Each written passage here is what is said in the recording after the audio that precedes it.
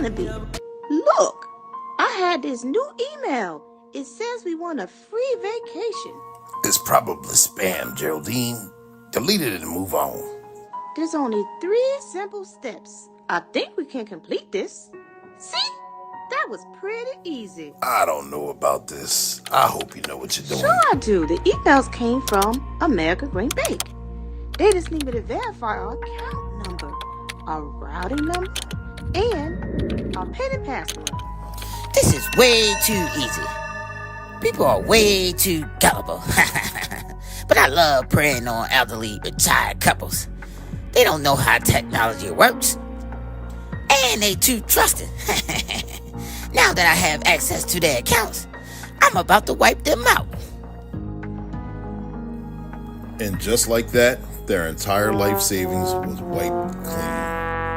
Yes, my name is Barnaby Pennyworth. I think you guys made a mistake. It says my bank account has insufficient funds. What? Oh no, we're gonna come down there. Well, I got an email from this office stating that we want a free vacation. And I wake up the next morning and we don't have 2 pennies to rub together. Well, Mr. and Mrs. Pensworth, I wish you would have called and verified with us. We could have told you that there is a scam that's been going around. I've already contacted our local police, and Inspector Chase Clarity is on his way here. Miss Lockvault, please help us. Our whole life is coming to an end.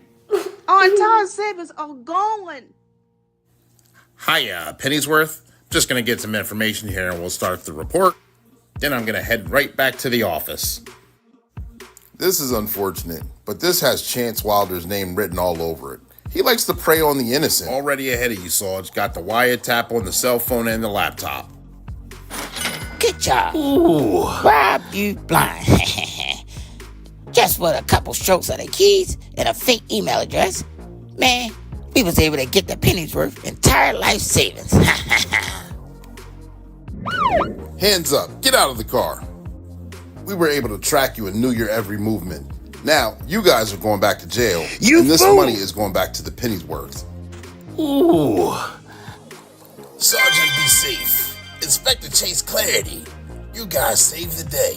You saved our lives and you got our money back. We no longer have to sell our house. You guys are the greatest I know. From now on, I'm going to call the actual company and the police department to verify that the information is real so this never, ever, ever happens again. Well, I'm glad we were able to help them out. Not everyone is so lucky. But in this case, a penny saved is a penny worth. And that's your tip of the day to get you on your way. See you next time.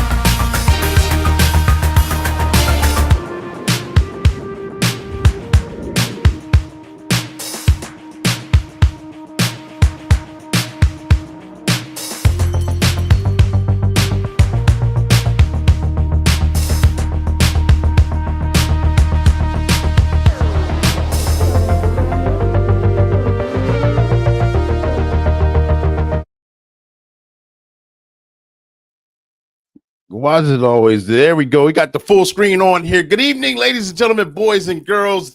Welcome to another episode of Black and Blue. The podcast is just for you, where we go live weekly at 7 p.m. Eastern Standard Time. And when we go live with the first responder, whether they're rookie season or retiree, and we talk about their trainings, their experiences, and their publications. And we got a great show lined up for you today. I'm excited for it. I hope you guys are too. We got a lot of information to cover in a short amount of time, but we're going to have a lot of fun doing it. But before we get to all that, I got to introduce myself. I am your host. I am Coach Clee. I'm your motivational speaker, your empowerment coach, your author, and your favorite baker's favorite baker. Yes, you know, I'm Mr. Ecclesiastics 302 from the Crimes Code. I'm the coldest code switching detective, and you spell my name Clee, C-L-E-E, and that means continuing law enforcement edutainment, because we entertain and we educate at the same time, and we're not going to fall short. You already saw the cartoon Sergeant Be Safe. He's going to be shown sporadically through this podcast itself. Sergeant Be Safe has been on a crusade this entire month of April, because for one, April's Financial Literacy Awareness Month, and for two, is we've been talking about elderly frauds and elderly scams, and he's been on a crusade trying to educate you guys. He got two more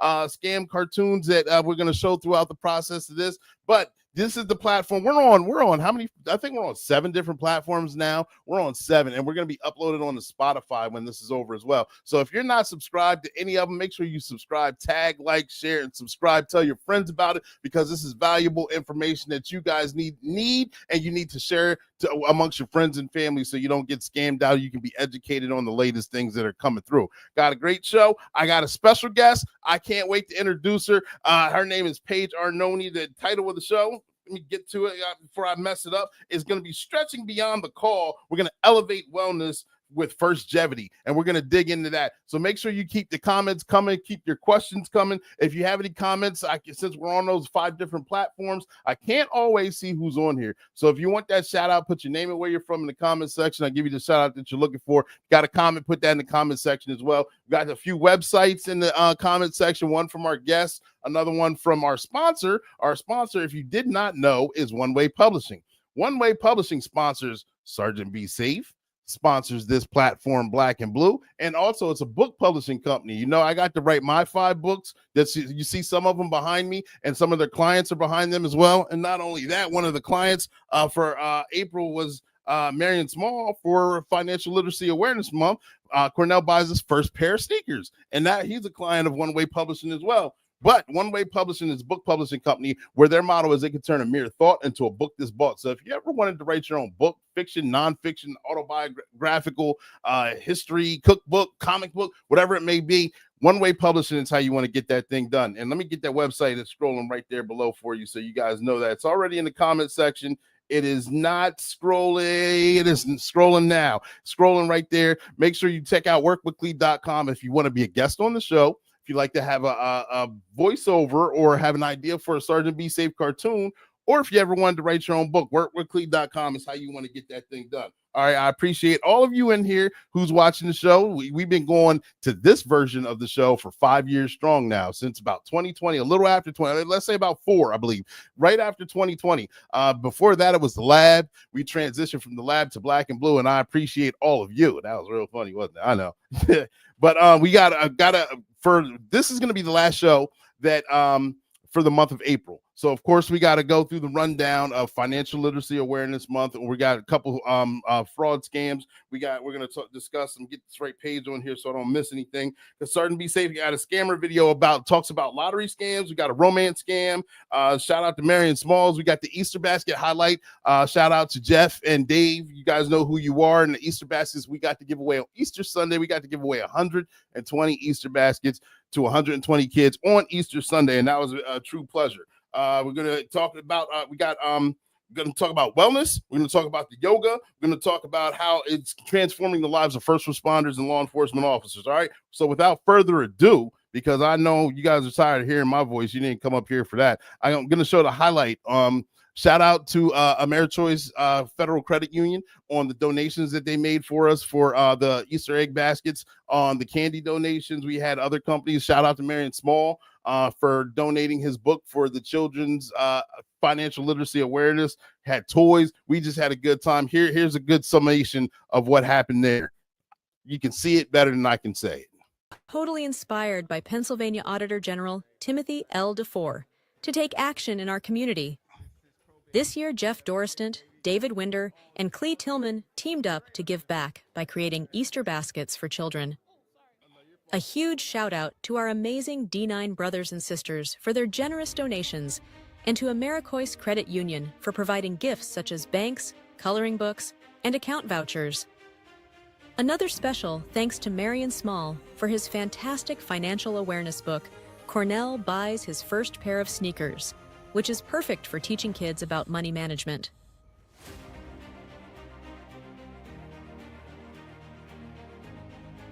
Hey, I just want to say this is truly a blessing what you guys have done. Thank you. You know, it's amazing. You know, having all these baskets, we're going to make these kids' day. You know what I mean? And what you're doing is just not donating. You're doing ministry.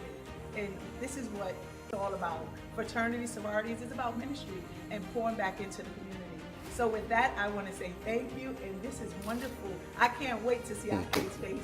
Definitely. thank you, thank you. Unknown to us that the baskets and all the supplies that were stored at the church were subsequently filled by the children who go to daycare throughout the week at the same church. Little did they know at the time that most of them would be the recipients of this free giveaway. And unbeknownst to us, that they were able to get the small details done, that we can focus on the end result and save a lot of time and effort. With the support of Pastor Waltauer and Shiloh Baptist Church, we were able to fill these baskets with joy, candy, toys, and valuable financial lessons. With very little time for preparation and direction, we were thankfully able to give away 120 Easter egg baskets right after service on Easter Sunday. When we say it takes a village, it's a very true statement, because there were multiple pieces that came into play to pull off the successful event. Community involvement not only strengthens our bonds, but also empowers us to create lasting change. The success of this Easter basket initiative serves as a reminder that when we come together, we can achieve remarkable things. Witnessing the excitement on the children's faces as they received their baskets filled with goodies was a heartwarming experience. It was a beautiful reflection of how collective efforts can bring joy and a sense of belonging to those in need. This event has inspired us to look for more opportunities to serve our community and ensure that every child feels cherished and supported. Looking ahead, we hope to expand our outreach efforts beyond just Easter. Our goal is to establish ongoing programs that focus on financial literacy and personal development for children and their families. By continuing to partner with local organizations and community leaders, we can forge a path toward a brighter future for the next generation. Together, we can cultivate a culture of giving and learning that not only meets immediate needs, but also builds a foundation for greater financial awareness and responsibility.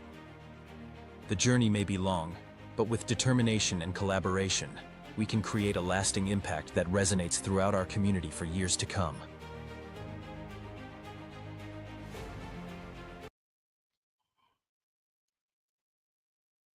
And shout out to all involved to help make that come to fruition. Because like I said in the last show, there was a lot of work that went involved, and it was a time crunch. Things came down to the very last second on some things, and we were able to pull it off. It was a beautiful thing. It was a wonderful thing to give back. It was a lot of fun to do. It was a lot of fun to work with the fellas and get that done. So thank you all involved. Shout out to you guys. Got to get that out there one more time for the month of April. And not only that, we got to give Marion his shout out as well. So Sergeant Be Safe visits a classroom, and they talk about how Miss Gainer's classroom at that. And if you've been watching the Sergeant Be Safe cartoons on YouTube, because you know he's got his own channel, if you haven't subscribed, then that's on you. You got to go ahead and subscribe on that thing. Goal was to hit over 100 subscribers for Sergeant Be Safe YouTube before the month of May, and we are stuck. I think we're about at 85, so we can still get it done. Let's get it done. And I see Rich is in here. Rich Oakley, thank you for tuning in. Make sure you tag, like, and share. I appreciate you. But Sergeant Be Safe is going to give this shout out and a little bit of education too. Stand by. April, your month to master money. April is not just the month of blooming flowers and longer days. It's also Financial Literacy Month, a time to cultivate the seeds of financial knowledge that will empower our future generations. Join the movement to transform financial education into a cornerstone of our schools. It's your chance to champion the cause that can shape a financially savvy youth, one who knows how to navigate the world of money with confidence and clarity. Is your school equipped with the tools to teach financial literacy from kindergarten through high school? If not, it's time to step up and advocate for a curriculum that prepares our kids for real-life financial challenges. Let's bring the lessons of budgeting, saving, investing, and money management into the classrooms, ensuring our children don't just graduate, but thrive. Empower them to make informed financial choices and watch as they blossom into money-wise individuals, ready to take on the world. So, this April, let's unite to foster financial literacy, because a well-informed student is a powerful force for change. Together, we can pave the path to a financially savvy future. One book I would highly recommend is Cornell Buys His First Pair of Sneakers, written by Marion Small. It can be found on Amazon.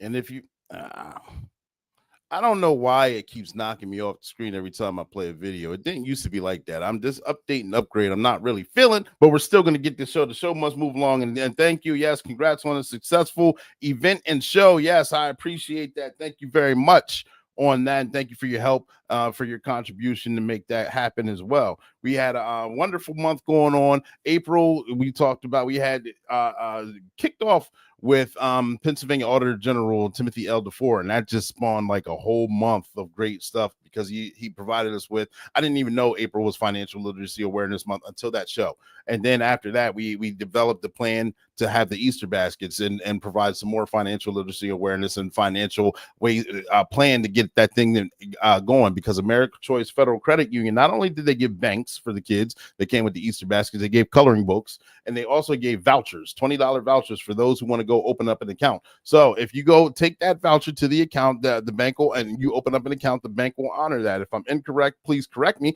but I believe that's what the voucher is for. So make sure that make sure that you guys use that, those who got them. And not only do you use them, but you're starting to learn about finances at an early age. So that way it doesn't just stop at April. It's an ongoing process. All right. Month of May is coming up. We got a nice lineup. We got a couple interviews scheduled. I can't wait to jump into it. We got some topics that we're going to talk about, and we're going to keep moving the needle forward as far as law enforcement and first responders, because this is the podcast where we're going to talk about a lot of different things. Today's topic, we're going to jump right into how yoga helps with wellness, how it prevents injury, how it does mental wellness, it heals. I can't wait to talk about it. I have a special guest that can talk about it way better than I can. First, what are we going to do? Should we do the Sergeant Be Safes? Yeah, I think we should get these Sergeant Be Safes. We got 2 more explainer videos in here, and then we're going to jump into the main event right after that, and then we'll hit up some other topics after that, because you guys, again, don't want to hear my voice. But we got, which one is this one? We got the scammer video with the lottery scams. We're going to talk about that. It's an explainer video, and then we're going to jump right into the romance scams with Sergeant Be Safe. So Sergeant Be Safe is going to do his thing. I hope you guys are enjoying. Dangers of lottery scams and how to avoid them. Welcome to our lottery scam awareness training. By the end of this training, you will identify common characteristics of lottery scams, understand the importance of verifying sources before responding to emails, learn practical steps to avoid falling for scams, recognize the signs that an offer is too good to be true. Here are the most critical threats and how to defend against them. Phishing tricks you into sharing sensitive information by pretending to be a trusted source. How to spot. Look for unusual senders, urgent requests, or mismatched URLs. Action. Never click such links or attachments without verifying. Report them immediately. Scammers often ask for fees to release your winnings. How to defend. Always check for fees and legitimacy. Action. Never pay up front to claim winnings. Report suspicious emails. Researching can help you identify scams before falling for them. How to prevent. Research lottery names for scam alerts. Action. If unsure, consult trusted sources before responding. Your gut feeling is a powerful tool against scams. How to trust. Listen to your instincts when something feels off. Action. If it feels wrong, investigate further before acting. Now let's check our knowledge retention with a couple of real-life example scenarios. An elderly couple receives an email claiming they've won a lottery they never entered. What should they do now? Pause and check. Is the email address genuine? Is there real urgency? Your action should be: report this to the authorities immediately. Imagine this scenario: a person is asked to pay a fee to claim their winnings from a supposed lottery. What should they do now? Pause and analyze. Is this a legitimate message from a known lottery? If the answer is no, they must report it to the authorities immediately.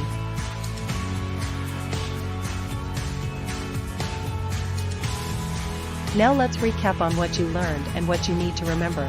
Always verify the source of unexpected emails. Never pay fees to claim winnings. If it sounds too good to be true, it probably is. Stay informed about common scams. Stay savvy. Always question offers that seem too good to be true and report suspicious activities. Thank you for being a part of our lottery scam awareness training.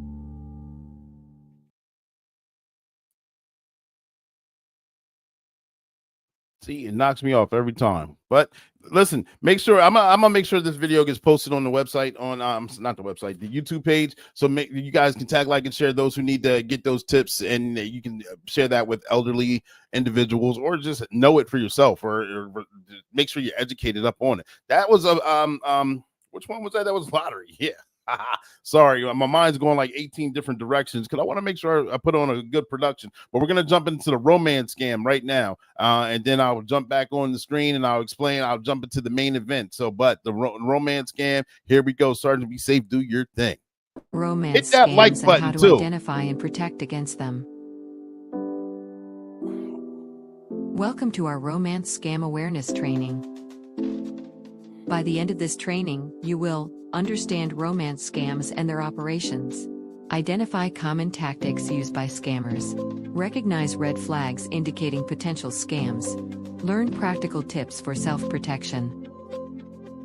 Here are key tactics and how to defend against them. Romance scams involve fraudsters pretending to be romantic partners. How to spot. Look for requests for money, urgent pleas, or mismatched details. Action. Never send money without verifying. Report suspicious profiles immediately. Scammers often use emotional manipulation to gain trust. How to defend. Be cautious of overly charming individuals. Action. Trust your instincts and verify their stories. Inconsistencies in stories often signal a scam. How to prevent. Research online connections thoroughly. Action. Don't ignore inconsistencies in their stories. Weak credentials can lead to easy exploitation by scammers. How to strengthen. Use unique passwords and enable two-factor authentication. Action. Avoid reusing passwords across different platforms. Engaging with unknown individuals can expose you to scams. How to stay safe. Avoid engaging with unknown profiles. Action. Always verify their identity before sharing personal information. Now let's evaluate our understanding with real-world scenarios. You receive a message from someone claiming to need money urgently. What should you do? Pause and check. Is their story consistent? Is there urgency? Your action should be: report the profile to the platform immediately. Imagine receiving a friend request with overly attractive photos. What should you do? Pause and analyze. Are their photos too perfect or generic? If the answer is yes, you should investigate further before engaging.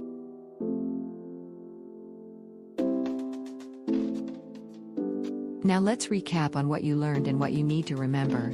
Stay alert and cautious when online. Trust your instincts if something feels off. Research individuals before forming connections. Engage with red flag bingo to reinforce learning and stay alert to potential scams. Thank you for participating in our romance scam awareness training. And there you have it, romance scams. See, I hit the wrong down. Now I know what I'm doing. There we go. Romance scams. There you have it. That's going to be uploaded on the Start to Be Safe YouTube channel that hopefully you guys subscribe to as well. We're going to jump right into a lot of people. I'm fumbling over my words because today this thumbnail and this topic jarred a lot of comments and questions and wondering how yoga and being a first responder go hand in hand. And there's been it's been stigmatized, but it's becoming more popularized. And I'm going to show how it becomes more popularized here in this field and why it's necessary. And just being able to have mobility is a big deal in itself. When you're wearing all this gear for most of your adult life in a career where you go from 0 to 100 real quick and you're stuck in two positions, either in a car like this and moving like that, typing and back to a car, then typing and getting out and drive, or you're walking around with all that gear on, eventually things start to hurt.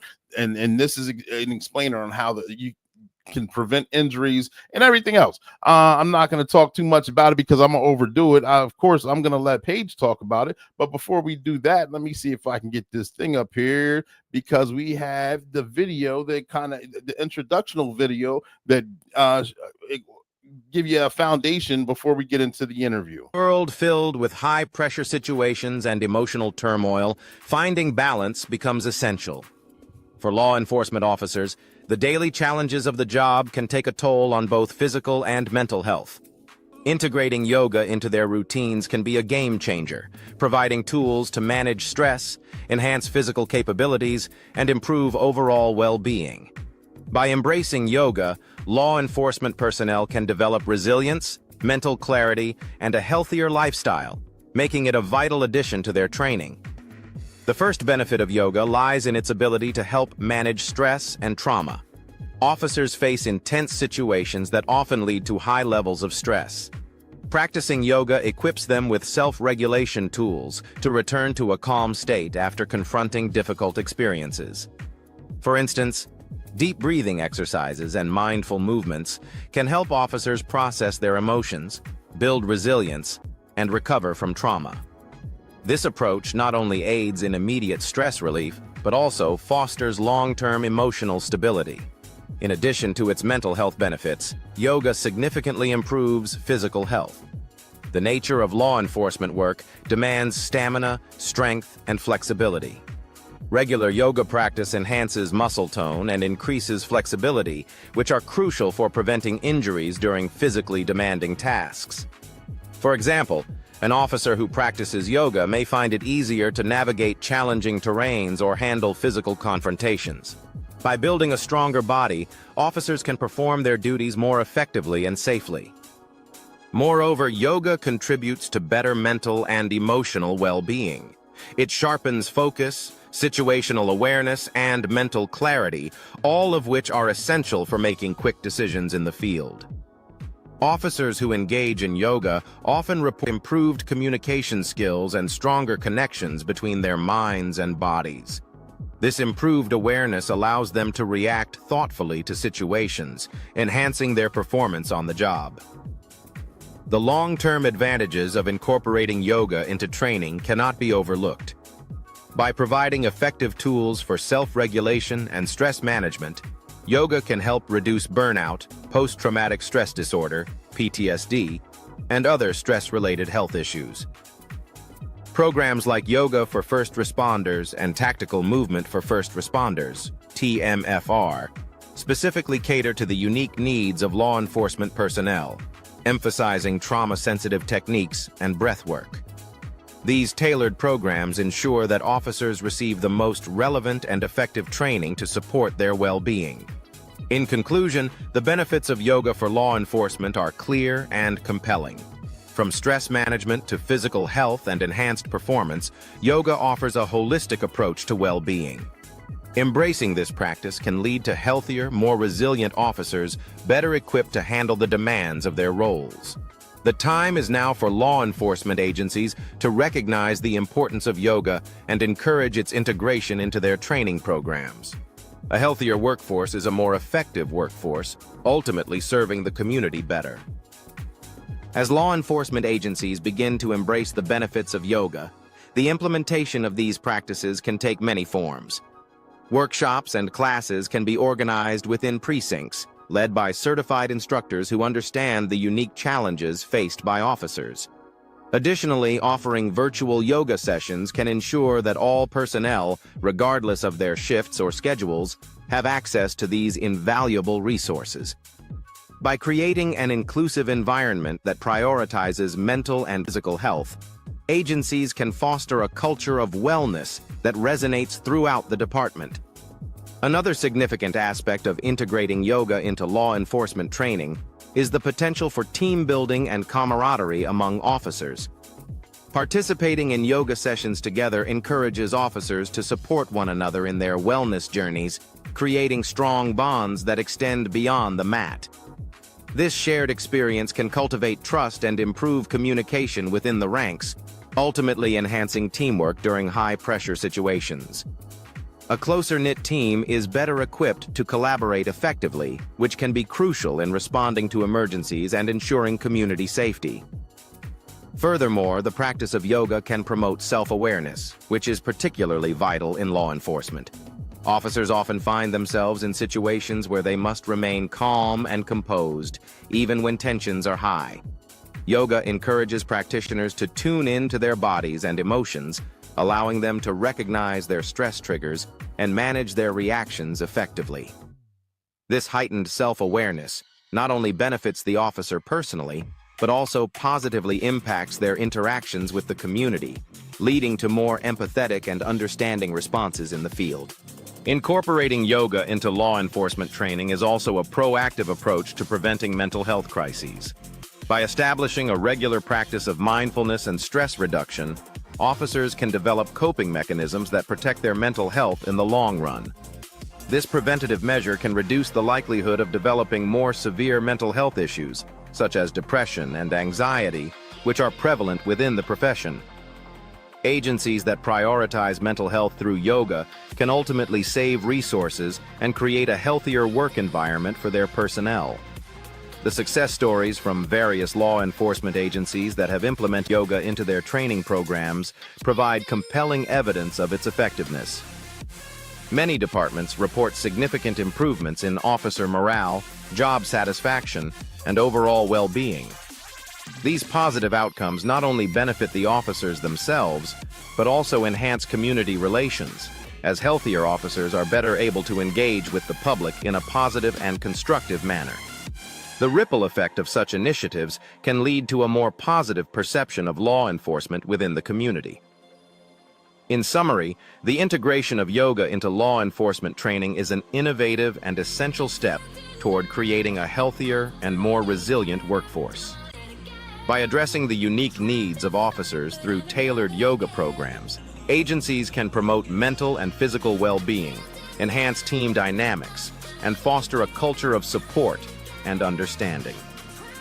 As the demands of law enforcement continue to evolve, embracing practices like yoga will be crucial in ensuring that officers are equipped to handle the challenges they face, both on and off the job. Investing in the well-being of law enforcement personnel ultimately serves the community, paving the way for a safer and more harmonious society.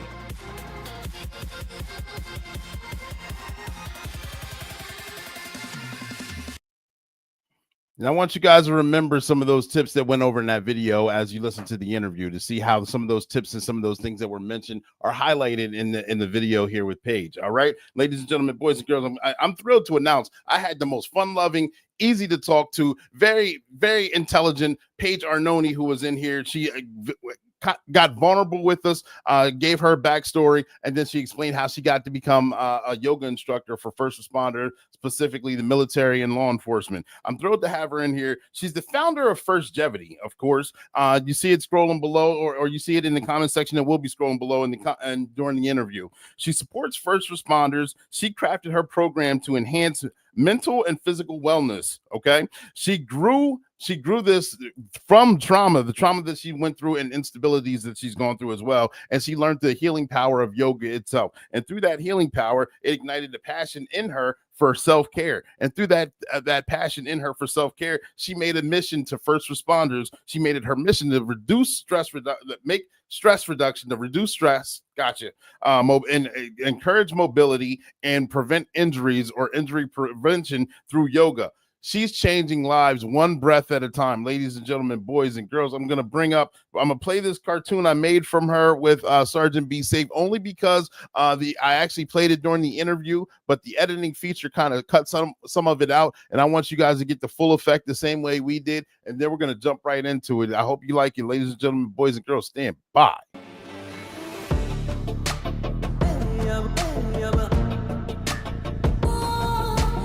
I'm Sergeant Be Safe. I'm a former parachute rigger. I'm used to jumping out of planes. Whoa, whoa, whoa, whoa! I'm a retired skydiving instructor. I've got this. My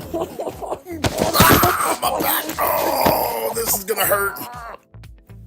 Wow, that looked painful. Sergeant Be Safe, are you okay? Living an adventurous and athletic life and sitting in a cop car all the time finally caught up with me. Let's see if I can help. How about some yoga to help that back pain? What? I'm not doing any... that feels pretty good. Here at Firstgevity, we help first responders live happier, healthier lives. And that's your tip of the day to get you on your way.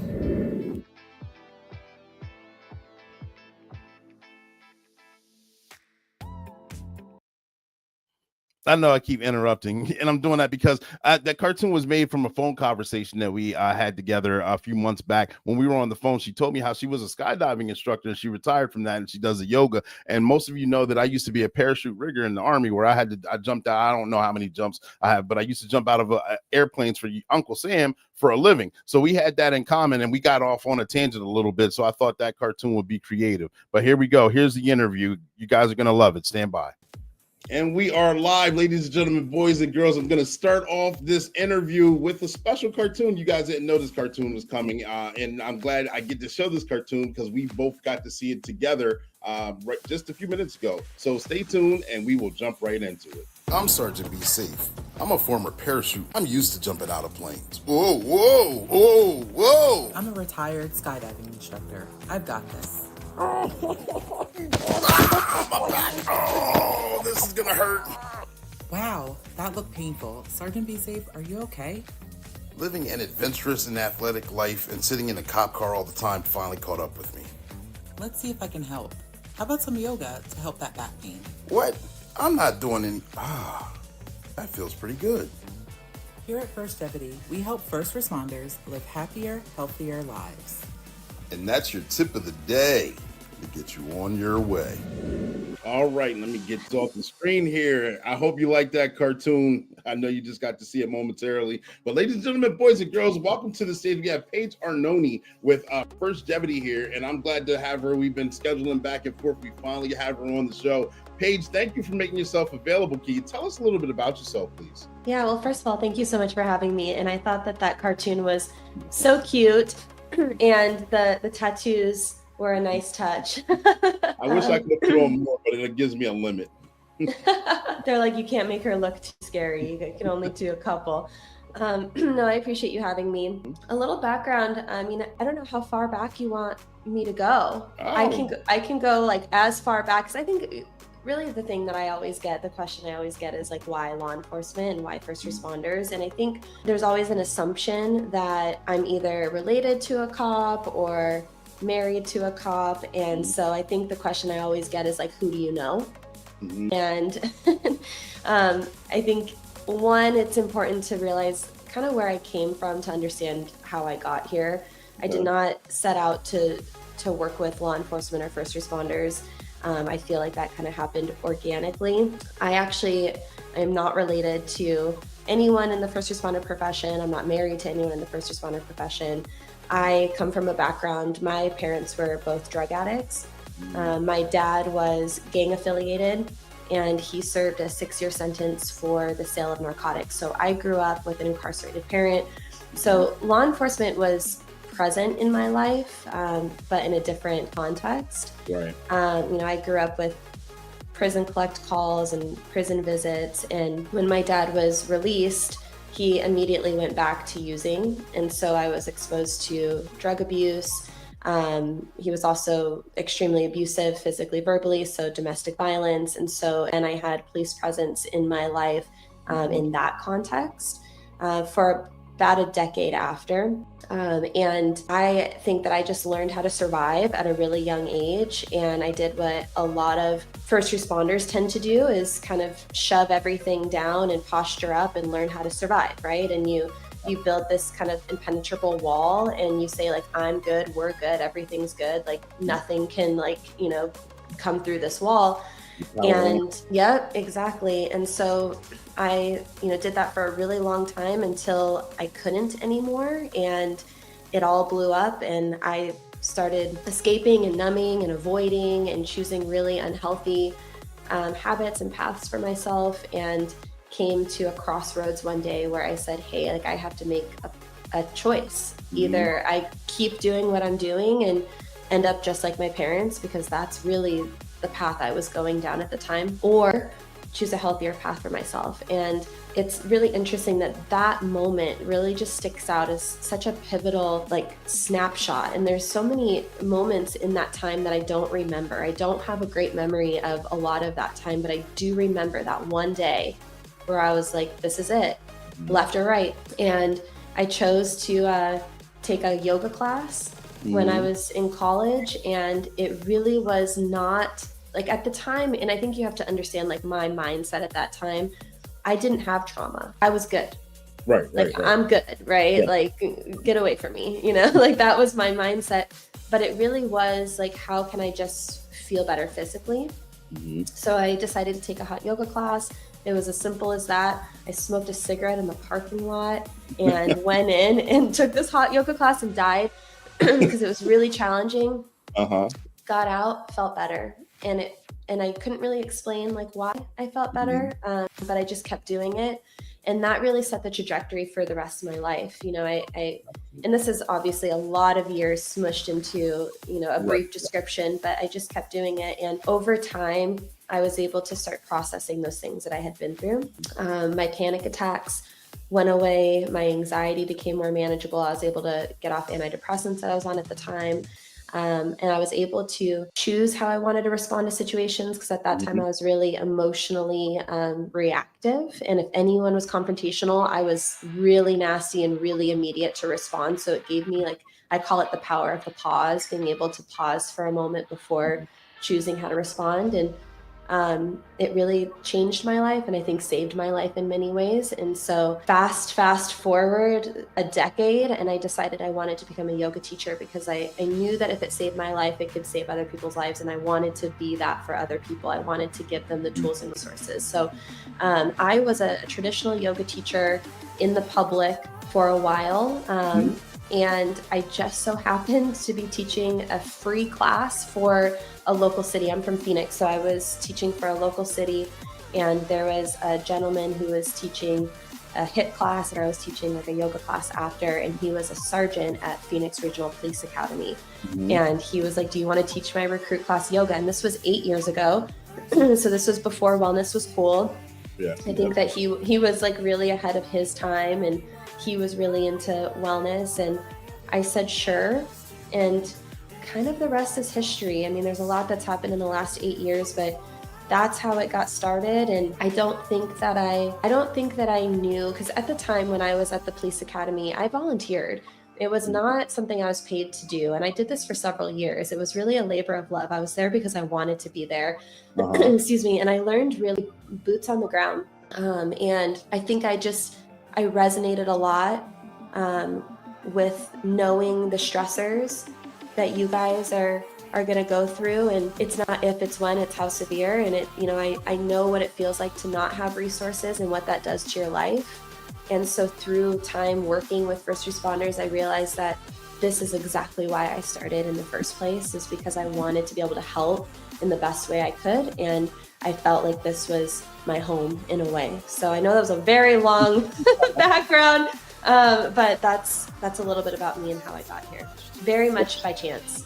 Thank you for all of that. I appreciate that. I mean, putting yourself out there is not easy to do. Explaining the backstory on how things started out and how you didn't believe that you needed any assistance or reach out, and then you take a class, and then it kicks your ass in the process, and then you come back out shining. And then relatively teaching yoga, you see how it relates to first responders. When you've seen first responders at a very opposite end of your life, now you're helping us first responders excuse me, get through our daily activities working on wellness. And first responders, for one, many of us don't know that, well, it's starting to become mainstream now, but wellness isn't cool. Asking for help isn't cool. We can fix ourselves as well. Just like you were saying, you just power on and get through it. So you actually have the mindset to get down to the core with all of us and understand what we need and why we need it. How important is wellness? Or let me ask you to rephrase it a different way. In first responders, what kind of success stories have you seen with yoga and wellness in itself through your 8-year tenure? So I want to first just set the tone of it has evolved so much over the last 8 years. And I'm sure anyone who is a first responder or is in the first responder wellness space realizes that. When I first started, it was exactly what you said. It was this mentality of cops don't do this. This will never be a part of our culture. Kind of why are you here? But also I guess if you're gonna volunteer your time, we won't say no, sure. Yeah. And now I do think that the receptiveness is there. I think that people understand the importance of it. And so, through the 8 years, I've had a number of different, success stories that people will reach out to me. And I think it really depends on the individual. In the beginning, most people would reach out to me because of physical stuff. And I think that that's a really good place to start, especially if you have that mindset, or maybe your organization has a culture, of too cool and that's woo woo, we're not into it. Mm-hmm. If you walk into a room full of first responders and you say, who wants to do yoga? You might get one or two hands, maybe. I think you might have people look over to see if they're allowed to, if it's okay to raise their hand first. But if you walk in and say, hey, who wants their back to feel better? Everyone's going to raise their hand, right? It's sign me up. So I think that in the beginning, that was really the focus, is how can we meet people where they are, and how can we really try to address the physical ailments and the physical pain and discomfort that you guys are experiencing, because everyone wants to feel better physically. And so a lot of the success stories that I would get were from that. And we know the top areas of injury in this profession, and we know the top areas of discomfort. Back pain is going to be number one, right? Low back pain. And so I was getting a lot of people reaching out to me saying this was helping with their back. Now I think that more people are reaching out to me because of the mental health side of it, which is really interesting. You start to see these waves, the physical part is still there. You're still getting a lot of people reaching out about that. But I just think that it's a testament to the times and where we are now, that people are now looking for stress mitigation and sleep. Sleep is a big one. And then nutrition's another one. So we have nutrition plans in our program. And most recently, I've had a ton of feedback about nutrition and weight loss and how it's helping them to, shed some of maybe the extra pounds that they've put on throughout their career. So I think it changes, but I would say in the beginning, definitely really heavy on success with back pain. And now it's more, stress, sleep, and nutrition. Gotcha. So let me ask you this. If who your clientele, are they normally the majority of them, are they seasoned officers, are they soon to be retirees, or are they boots or rookies, or the majority of the people who come through your classes, what are their demographics, or what their age groups, I should say? That's a really good question. And it's a really interesting thing because I work with agencies, right? So we work with everybody. It's not really like one or the other. You know, we provide resources to the entire organization. There's an interesting dynamic because I think that the newer generation is more receptive to wellness. They're coming in, they already know what some of these things are. You know, maybe they've grew up with yoga or mobility or whatever it is and breathing techniques. So they're more receptive. But I also think that when you're younger, you have this mentality of invincibility. And so it's like, well, like I feel good now, so like I don't really need all that stuff. Whereas the older generation, maybe to start didn't have the receptiveness, but now they have the back pain. Now they have the cumulative stress over a 20-year career. Now they have like maybe PTSI or whatever it is. And so they're being a little bit more reactive with their wellness, but it's kind of that point of like, okay, I got to do something. So I think it's a mix. But I also think that, if I'm being honest with you, because I think that the pushback I always get is like, oh, our like older, more seasoned guys aren't going to be into it, or they have like a crusty mentality or whatever, like words you guys use. I do think that they're the ones that are using it the most, because I think that it's like that moment of like, I'm now thinking about my retirement, and I do want to prolong it. My back does hurt really bad, or I've had 3 shoulder surgeries, or I did put on the extra weight, or, you know, now finally, like all of that stuff that I saw and all the traumatic incidents that I saw is starting to catch up with me. And so now we got to be a little bit more reactive and try to process and fix those things. So if I were to guess, I honestly think that it's the more seasoned guys that are doing more of this stuff. But I do think that the younger generation are walking into this with more of an open mind. Okay, perfect. The reason why I asked that question is, of course, I'm part of the season. I'm one of the old guys, almost 20 years on the job itself. So therefore, looking at it, I remember certain aspects. I remember police work being different. Certain aspects were different when I first came on. And hearing about yoga and being introduced into law enforcement, I remember the stigma when it wasn't mainstream. Like, why are we going to do this? Kind of like how you said earlier. And now looking at it and seeing the benefits, for one, of course, yes, back pain is always there, knee pain, knee injuries as well, and prolonged sitting. I remember coming from patrol, we're sitting, you got limited space, and then the computer's right here. You get used to doing this, and drive. And that's really what you get used to. And after a while, you go to the chiropractor, you get the massages. You don't sleep well because you're working rotation. You don't always, even if you pack, you don't always have the best diet, because you may stop in at the pizza shop and they want to unload everything on you as well. So therefore, you get to the end of your career, and then you're actually like you said, you need the mind shift, and to actually do some stretching techniques or something more qualified for your field to discuss. It actually helps out and works, relieve the pain. And then relieving the pain, the physical pain, is getting into the mental wellness, like you alluded to also. When you get someone in there, someone coming in, taking yoga, it alleviates the pain. Then they start working on their mental wellness. What kind of commonalities do you see with that? Yeah, so I think they both go hand in hand. So you can do techniques individually. You can do things where you're just focusing on physical, and then you can have some techniques like breathing techniques, mindfulness practices, meditation. That's going to be more of the mental side of it. If you're doing something that incorporates breath work into the exercise. So this could be a number of things. It doesn't have to be yoga. We're, talking about yoga because that was kind of like my background and how we got here, but you're regulating the nervous system as you're doing this. Gotcha. And so they're going hand in hand. As you're controlling your breathing through the physical exercises, you're now down regulating. And so you're kind of tackling both at the same time. However, there are things that you can do that are individual. You can do some mobility stuff that maybe you're not connecting your breath with it, and that's going to be more of that physical. And then you could do more of like a structured breathing or mindfulness that's going to be more of that down regulation. So for example, if you are out on the streets and you just had a critical incident and now you're back in your squad car and you're getting another call, and the only time you have to recover from that call is the time it takes for you to get to the next call. Let's say that's 2 minutes. You can do a 2-minute breathing technique in your squad car as you're driving to down regulate, recover from that previous call. And I say recover lightly because, there's obviously other things you have to do after the fact to be able to actually process that.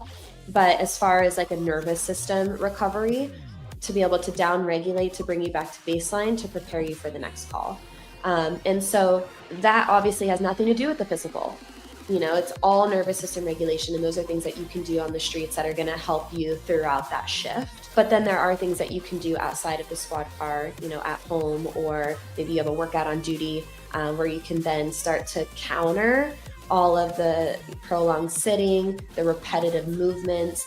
When you talk about knee stuff, typically when I hear knee stuff, it means that you have tight hips and you probably don't have a lot of mobility in your ankle. The knee is going to take the brunt of the force. So you think about the hip and the ankle kind of being the top bottom, knees in the middle. So we got to open up your hips and we got to make sure you have that ankle mobility so that your knee is protected. So there's things that we think about of okay, there's repetitive movement, there's injuries that are common in this profession. We know the top injuries and we know the top areas of mobility that need to be worked on to prevent those injuries. So I hope that helps to answer your question a little bit. It does. Thank you. It's good answers. So if I was to come in, I'm brand new out of the department. My department has signed up, but I want to come in individually. And I want to come to Firstgevity, and I want to have nothing, just blank. I don't know anything about it. I just know that I just want to come. What kind of help, or what would I expect if I walk in? Can you take me through a process on what I would be exposed to if I walk through the door? Yeah, so we work with agencies all across the country. Our program is completely virtual and we do 24/7 resources. And so that caters to the varying shifts. I think that that's something that is really challenging in this profession is how can we make sure that everyone within the organization has the same resources, and forever Graves would always get the short end because they're not available when in-person stuff is being offered. So we do a virtual platform, but we do personalized plans. And this is, I think, what makes us really unique. We don't take a generalized approach. And so if you're brand new and you don't know what to do, but you know that you want to prioritize your wellness, we have a system in place where you would let us know as an individual what you're looking for. We take a look at 3 areas of wellness. So we try to be dynamic with wellness. You can also use the word holistic, but I know some people will roll their eyes at that word. So we can use tactical, dynamic, whatever, resonates better. But we look at physical, mental, and nutritional wellness.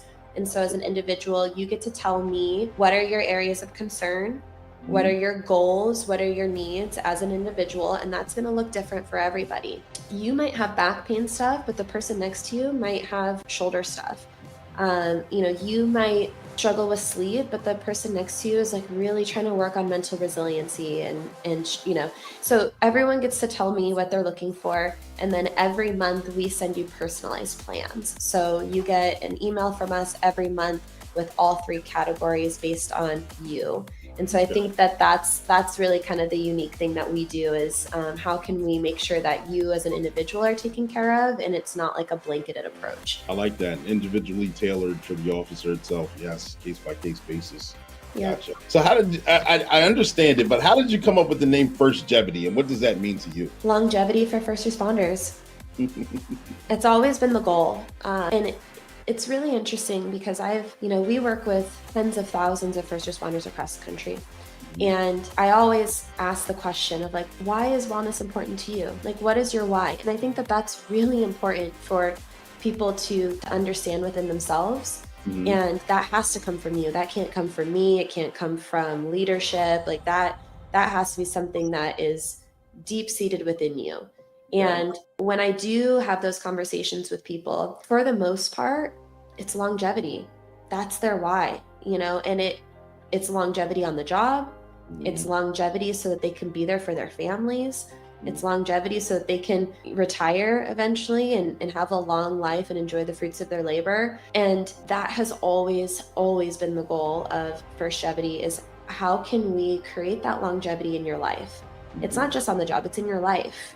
How can we make sure that you have the best success possible physically, mentally, emotionally?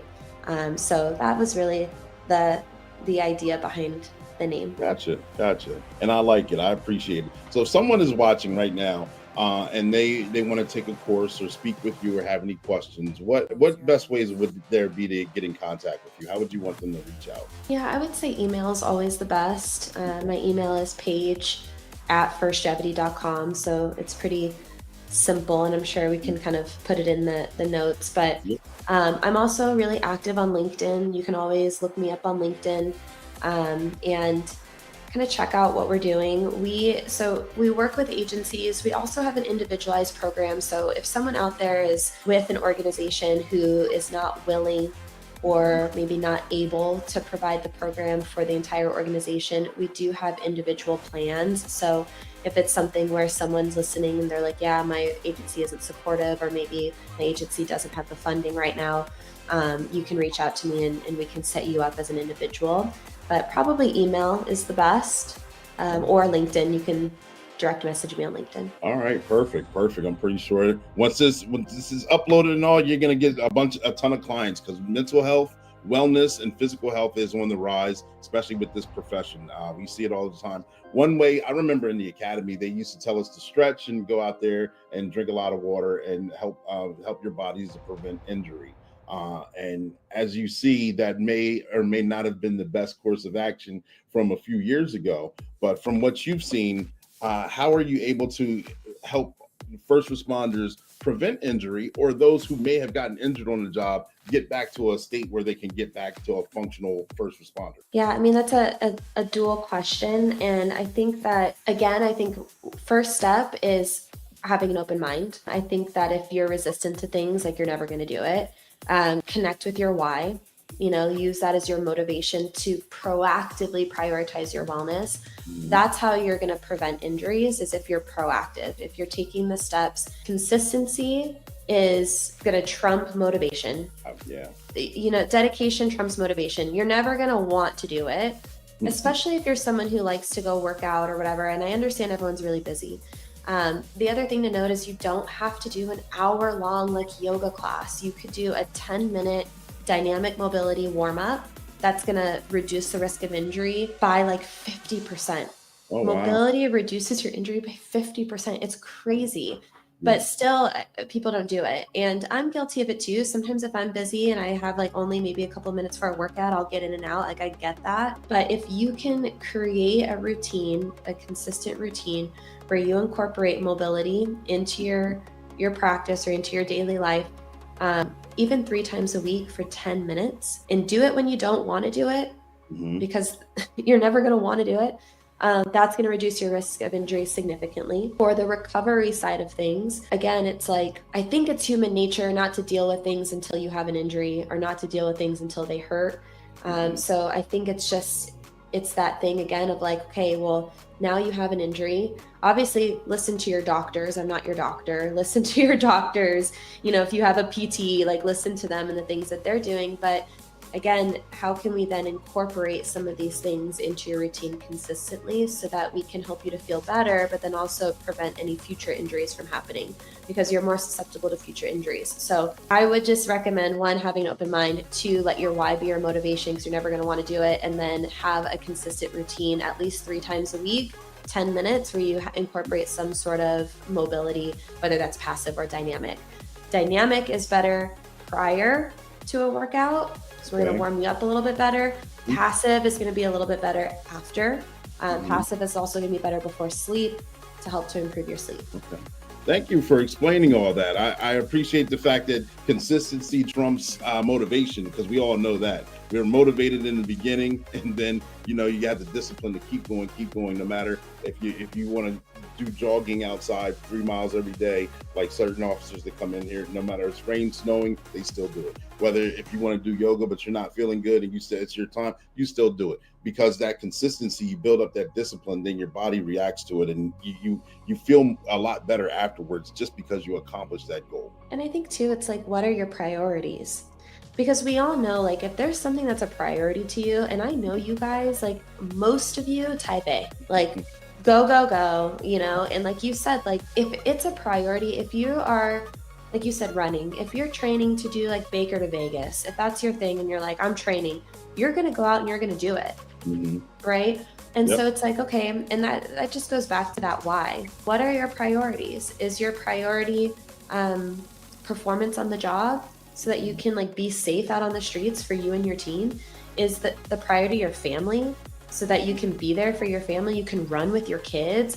Is your priority like you're coming up on retirement and you're like, man, like I don't want to die in 5 years. Like I want to have the same amount of time I had on the job in retirement. If you have those priorities, you're going to make it happen. You're going to, you know, but it has to start there. You have to find that why and that motivation and I should say motivation and the dedication to those priorities to find the motivation to do it. And if you don't have that, you're never going to do it. Yeah, I agree. Well, Paige, it's been a pleasure to have you on here. I know through the course of conversation, I may have forgot to ask a question, or I may have jogged your memory on something that you wanted to cover, and we just didn't get to that. I don't think so. I thought this was a really fun conversation. I wanted to just mention that you and I, when we talked offline, we had like a commonality, and I wanted to see if you would jump into that because I think it's kind of interesting and fun. Yeah, let's do it. Let's do it. Commonality. Do you want to? So the commonality, folks, is that she was a skydiving instructor, and I was a parachute rigger when I was in the Army. So therefore, I have an unlimited amount of jumps.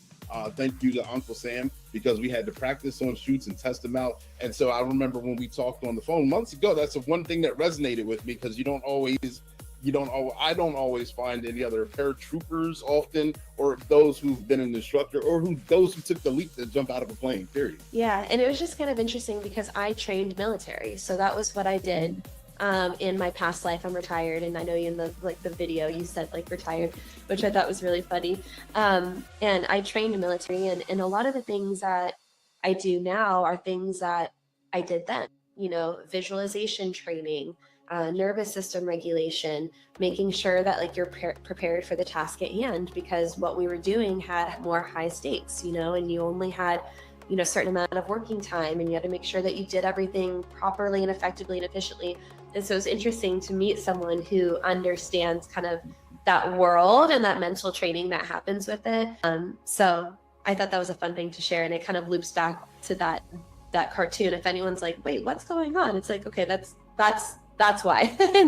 But I will say, just to kind of close it out, one, thank you for having me on the show. I appreciate it so much. And the more conversations we can have about wellness, you know, I think the more normal it becomes, and the more people are going to feel like it's okay.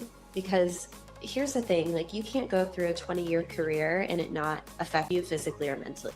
It's gonna affect you in one way or the other, even if it's just from a physical perspective, like you said, sitting, your gun belt, repetitive movement. But I think that for me, it's like, if we can continue to have these conversations on a bigger scale, not only is it going to help, you know, with the physical stuff, which we talked about, injury prevention, but it could help to save someone's life. And it could be that platform where someone realizes that they're not alone and that they have resources, and it gives them the motivation or the courage to reach out and ask for help. And that's ultimately the goal, you know. And we talk about longevity. So I appreciate you allowing me on your platform to talk about wellness and to spread the word about wellness. And, you know, if there's anyone who's listening who needs resources, there are a lot of resources out there. I'm just one, and, you know, I'm hoping that I can be something for someone. But even if I'm not the one, just know that there are so many other people out there in this wellness space that are doing good things too. And I know it sounds cliche or cheesy to say you're not alone, but you're really not. And there's so many people out there that care. And so I appreciate you having a platform where we can talk about these things and make it more normal. Absolutely. Thank you for sharing that as well. We know in the first responder community, we are our own worst enemy, and we don't ask for help often. It's starting to change, is starting to be normalized and less stigmatized.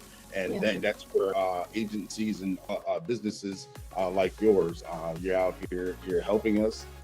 relieve the pain, the mental pain. Like you said, going through an entire career, I'm pretty sure physically and mentally, it takes a toll on first responders, period. And to be able to release that and not get to the end of the career and unpack it it's a blessing to actually unpack it along the way. So when you get there, you get to the top of the mountain, you don't have all those rocks that are stuffed in your book bag as you were climbing up. You unpack them on the way up. 100%. I love that analogy. I've never heard that before, and I think that's great. That's exactly. Yeah, absolutely.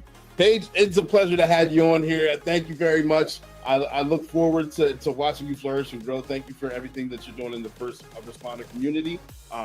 Again, got to have you back on the show for future follow-ups. This was an amazing conversation, and keep doing what you're doing. Thank you very much. You go out and enjoy the rest of your day. I won't monopolize your time too much more. Thank you. I appreciate. And there you have it, ladies and gentlemen, boys and girls. Thank you, Paige Arnone, for coming on the show, blessing it with all that enlightening information. Firstgevity.com. If you haven't already done so, make sure you check our website out. Reach out to her. See what it's all about. Make sure you get rid of that physical pain, prevent some injury. Like Jamie Borden, former guest on the show, he at 59, yoga has changed my life. Keep up the great work. Thank you for that comment, Jamie. I appreciate it. And just for all those, now that it's less stigmatized, you understand that movement and stretching and mobility is very important, not only just to make it through this career, but it's also important to make it through the career, because like we say, this occupation, we're our own worst enemy and we don't take care of ourselves. And most of first responders, once you get to the end of your career, we're projected to live 5 to 7 years as soon as we retire, and no one wants to do all that hard work and to work all those stressful hours and deal with all the stress that comes with it and not even be able to enjoy the rest of your life. You still want to be able to still be healthy and enjoy the rest of your life after you retire. So therefore, bam, make sure you guys get that. Yes, great information. Thank you, Shayla, for sharing that. Absolutely. And like I said, make sure Paige, check her page out. That was funny. I didn't even mean to do that. But her website is firstgevity.com. Reach out to her, get that thing going. If nothing else, just to check it out to see if it's something for you or not. Again, first responders, we end the show. Make sure that you reach out to someone. Make sure you don't incorporate and harm yourself by holding on to those grudges. Like Les Brown says, holding on to a grudge is like holding on to a hot piece of coal, expecting for someone else to feel the burn when really you're just burning yourself. You just need to let that thing go. We're our own worst enemies. We're our own. We take ourselves out through self-deletion. Don't have any hotline numbers. We all know it. We can look up the hotline numbers. Be confidential. Reach out to somebody. Reach out. Have a conversation. Get that thing off your chest, whatever it may be. Undo that stress. Get that sleep. So many different factors involved. We don't want to be the reason why we take ourselves out when there's so many other things in this world. For one, we're good at, and for two, that we deal with, that we shouldn't have to deal with our own depression and mental stress and anxiety. But this is Coach Clay. This is Black and Blue. The podcast is just for you, where we go live weekly at 7 p.m. Eastern Standard Time on Thursdays, and we're going to continue to do so throughout the month of May. Thank you guys for tuning in. This has been a great and enlightening show. I had a lot of fun doing it. I had way more videos set up, but we went way past the hour that I thought it was going to be under an hour. We went way past that. So I'll save some of those clips for future episodes and keep the comments coming. Let me know what you guys think, plus, minus, whatever, positive, negative. We either one, just let me know, because I'm trying to move the needle forward. I'm trying to have a lot of fun doing it, because the podcast is just for you. All right. We're streaming on YouTube, LinkedIn, Facebook, Spotify, all those things. Make sure you hit the like button, tag, like, share, subscribe. We'll see you guys next week. Take care of each other. 10-4 over and out. And we're going to go. I got to get it up because I pause. I got to get out of here with the one Sergeant Be Safe. He's going to take us out if I can find it in time. I'm sorry for that. I can only have a few prompts open at a time. So see if I can find this way. I got it. Here, Sergeant Be Safe is going to take us out. Sergeant Be Safe is inviting you to watch this exciting and fun podcast, Black and Blue. It airs weekly at 7 p.m. Eastern Standard Time, and it's just for you. When we go live with a dynamic law enforcement officer or first responder, whether they're rookie, seasoned, or retiree. We talk about their trainings, experiences, and their publications. We've had tremendous guests already, and we have many, many more tremendous guests coming down the pipeline. You want to subscribe. Sergeant Be Safe is here. Black and Blue is on various podcasts, especially on YouTube, so make sure you guys subscribe. And don't forget about me, Sergeant Be Safe. I have my own channel too, so make sure you subscribe to that as well. We have many adventures, learning experiences, and we have fun while we do it. You guys don't want to miss it. Not only with the special guests that's being featured, you'll see video skits of me and the bad guys, Rob You Blind, Misdemeanor, Treacherous Tony, Chance Wilder, aka Wild Chance, and Sapphire Steel.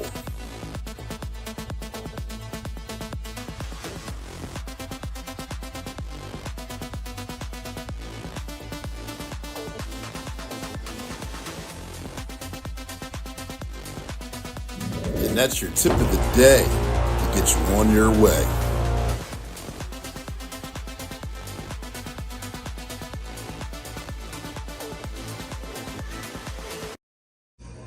I'm not a bad cop.